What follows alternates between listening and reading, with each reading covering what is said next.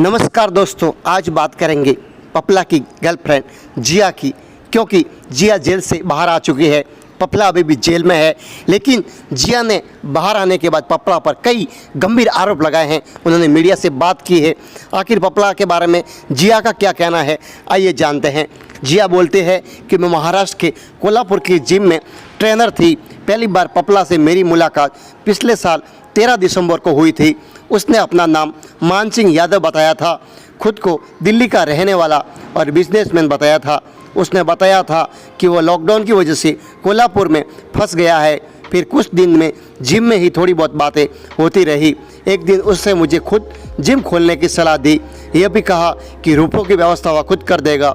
इसके बाद हम दोनों नज़दीकियाँ बढ़ने लग गई। जिया ने कहा कि पपला किराए के मकान में रहता था, लेकिन उनका रहन सहन बहुत अच्छा और सादगी भरा था। उसने कहा कि वह सिर्फ 5वीं पास है। मैं भी तलाकशुदा थी। मेरी शादी 2014 में भोपाल के एक नवाब फैमिली में हुई थी, लेकिन पति का किसी लड़की से अफेयर था, तो इस वजह से तलाक ले लिया। इसके बाद कोल्हापुर में एक जिम ट्रेनर बनकर रहने लगी। जिम में मुझे हर महीने 30 से 35 हज़ार रुपये मिल जाते थे। साथ ही मैं बॉडी बिल्डिंग की तैयारी भी कर रही थी। जिया आगे कहती है कि मैं 13 दिसंबर 2020 को पपला से मिली और इस साल 28 जनवरी को पपला के साथ पकड़ी गई। उस रात में पपला के किराए के मकान में थी। रात करीब 12 बजे पुलिस पहुंची। जिस कमरे में हम थे, बाहर से कुंडी लगाकर पुलिस ने दोनों को गिरफ्तार कर लिया। मुझे नहीं पता था कि क्या हो रहा है। पुलिस ने पहली बार बताया तो पता चला कि पपला एक बड़ा अपराधी है।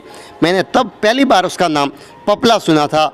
मैं उसे मान के नाम से बुलाती थी। उस रात पपला छत से कूदा नहीं था, तो उसे पैर में चोट कैसे लगी ये मुझे नहीं पता।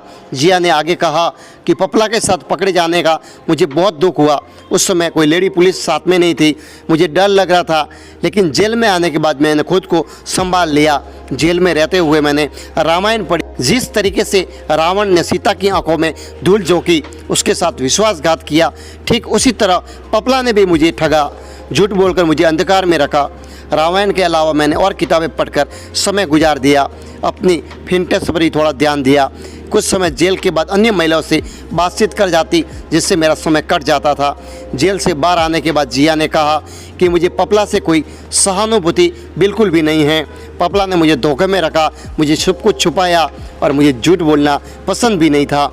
मैंने उससे अपने बारे में सब कुछ सच सच बताया था, लेकिन मुझे नहीं पता था कि वो ऐसा बड़ा गैंगस्टर है और मेरे साथ रह रहा है। लेकिन उसके परिवार वाले से मैं सहानुभूति रखती हूँ। मैंने पपला से शादी करने की बात नहीं कही थी। जब उसके वकील मेरे से मिलने आए थे, तो मैंने पपला का हाल पूछा था। उससे शादी करने के बारे में कोई सवाल ही नहीं उठता, क्योंकि उसने मुझे धोखा में रखा। तो अब आप समझ ही गए होंगे कि जिया क्या कहना चाहती है। पपला के बारे में कई एक से एक बड़े आरोप लगाए हैं। पपला एक बड़ा गैंगस्टर था, उससे ये बात छुपाई गई। इसके बाद वो अपने साथ में रहने लगा, लेकिन अब जिया पपला से दूर हो चुकी है। जिया पपला से जुदा हो चुकी है। जेल से बाहर आकर अपने घर पे जा चुकी है। पपला अभी भी अजमेर के हाई सिक्योरिटी जेल में बंद है। तो पपला और जिया का प्यार की अधूरी कहानी यहीं पे ख़त्म हो जाती है, या फिर आगे पपला जमानत के छूटने के बाद जिया से संपर्क बनाए रखता है, ये देखने वाली बात होगी। लेकिन हाल फिलहाल पपला से जमानत से बाहर आने के कोई रास्ता नहीं दिख रहा है।